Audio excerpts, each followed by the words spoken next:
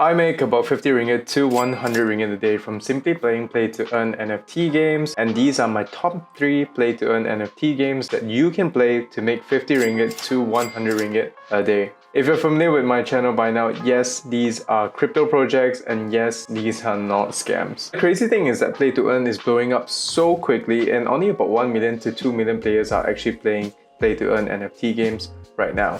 And the craziest thing is that if you look at the mainstream games like League of Legends or whatever, they've got like 120 million players out there, and not a single person is earning a single cent. So it's a bit crazy to me that this thing is not blowing up yet. I mean, I used to remember going to a cyber cafe, tepi jalan or whatever, and then I would actually just go there, pay like 5 ringgit to 10 ringgit a day just to play games over there.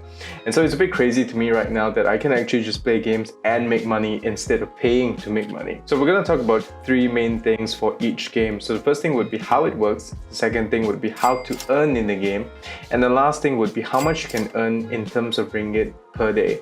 Okay, so let's start with number 1 thing that you should be doing, which is to like, subscribe, and to also click on the notification button for more content like this. If we hit 300 likes for this video, I'm going to randomly choose someone from the comment section and then give them an Axie scholarship worth 5,000 ringgit.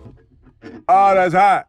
From Gaming for Good, which is an Axie scholarship program that I have started recently. For more information on Gaming for Good, you can always just check out the Discord below.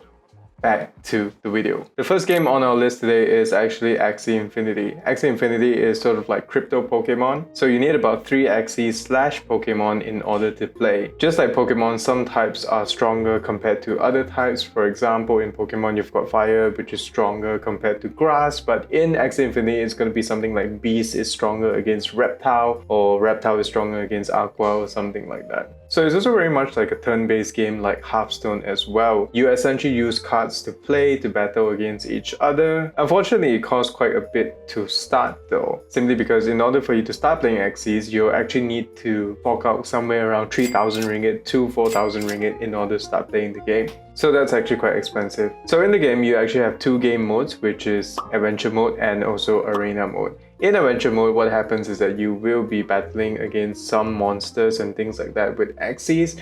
But in Arena mode, what happens is that you will be battling against other Axies by other players. Okay, so how do you actually earn in Axie Infinity? The way to earn is to simply earn these in-game tokens called SLP. It's sort of like the money in MapleStory, which if you're as old as I am, they ask you how you are, you just have to say that you're fine when you're not really fine, but you just can't. It's actually called mesos. Right now, instead of mesos, you have this thing called SLPs, which can actually be used for breeding, or they can simply be used to cash out into money. So essentially, you will be making about 40% of your income from Adventure and about 60% of your income from Arena after about 1 week or 2 weeks. You probably will understand what I mean by now. And in order for you to truly understand this, you probably have to play the game. So the last section over here is how much can you actually earn from Axie Infinity. People are earning somewhere around 50 ringgit to 100 ringgit depending on how SRP prices are moving. And also another thing would simply be how good you are as a player. So if you're a very good player, you're likely to make somewhere around 100 to 150 ringgit. But if you're not that good of a player, you could be making somewhere around 50 ringgit to 80 ringgit per day. The second game that I would like to share with you guys is actually called League of Kingdoms. So League of Kingdoms is sort of like a resource gathering game. So what you do is that you gather resources, build your empire, use things like wood, rock, steel in order to build armies to conquer cities and etc. The cool thing about the game is that it doesn't require any form of investment at all. It's just that if you were to own lands in League of Kingdoms, you would be making a lot more money from the activities in the game. However, the earning potential isn't that high in the beginning, so let me explain a little bit after this. Time commitment wise, it is however actually quite high. You have to maintain your daily rating to keep the buildings up and proper and etc. Also, you have to keep fighting to conquer and do your daily quests and and everything like that. So how do you earn from League of Kingdoms? The way that you earn from League of Kingdoms is simply by making money from the production of items like food, wood, stones, and you also make money from gathering resources as well. And then what you do is that you package all of these items and resources and then you sell them on an NFT website like OpenSea, which is really cool if you think about it. So how much can you actually earn with League of Kingdoms? According to the research that I have done, with a max level character, you can make somewhere around 20 US dollar, which is somewhere around 80 ringgit per day, but it takes about 7 to 8 months of consistently playing in order for you to get to the max level. However, you can actually make a lot more money if you were to actually buy lands and etc., which I've not really looked into because I'm kind of broke.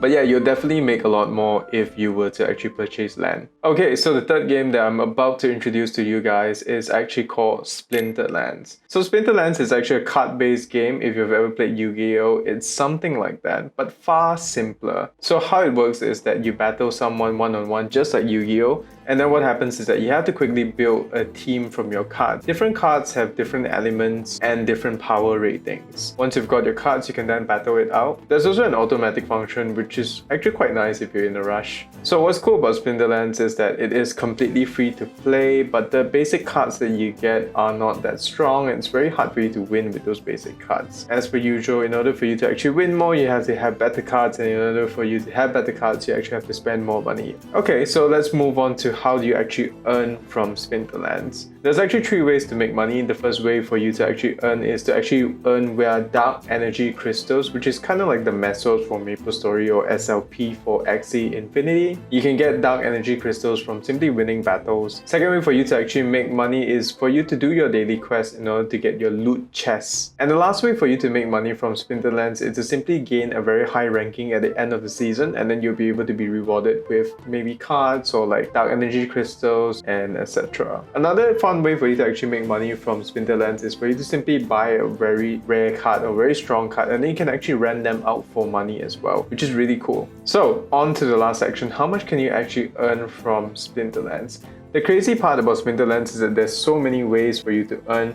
If you're a very good player, you can simply keep racking up victory over victory in order to get more dark energy crystals. If you're more of a collector kind of person, you can actually just buy cards and then rent them out, or simply just sell those cards at a higher price during certain seasons. So it really depends on the player. If you're not that invested in the game, probably make very little, maybe like 0 ringgit to somewhere around 20 ringgit. I know some people that have made hundreds of ringgit to thousands of ringgit depending on what kind of strategy that you use. So it's very hard for me to put an exact number on Splinterland actually. I know I mentioned that I was only going to talk about top 3 NFT games, but I've also got a few other games I'd like to talk about. Most of them are covered under this one subgenre of crypto games, which is called clicker games. So when I was much younger, somewhere around 13 to 14 years old, I was really only addicted to 2 things. One being hot anime babes, and the second one, why am I telling people this?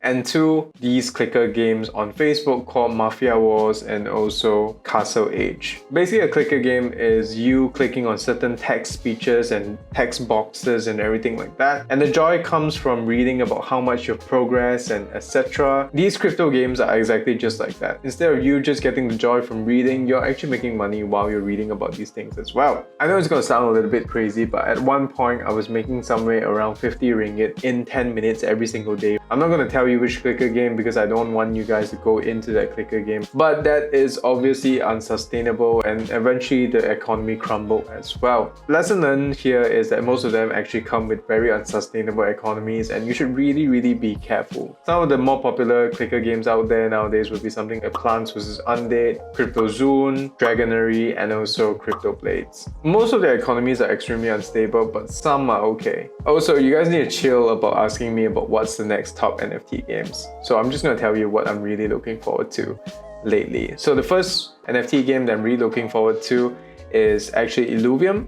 And the second NFT game that I'm really looking forward to would be Aurori Project. And the last NFT game I'm really looking forward to is actually Amber Sword. And if you guys ever wondered about how I'm actually going about to find all of these top NFT games and all of these top NFT projects before you've even heard about them, it's really simple. What I do is that I use this tool called playtoearn.net. So I'm going to link it down in the description below for you to click on it and search for whatever it is that you want to search. But essentially the strategy is really simple. I go to games and I click on recently added, and within recently added I'll be able to see what are the top upcoming NFT projects and what are the latest NFT projects. What I'll do next is that I'll move into their Discord groups in order to learn more about them. So some of the things I usually look at would be, are the founders exposed?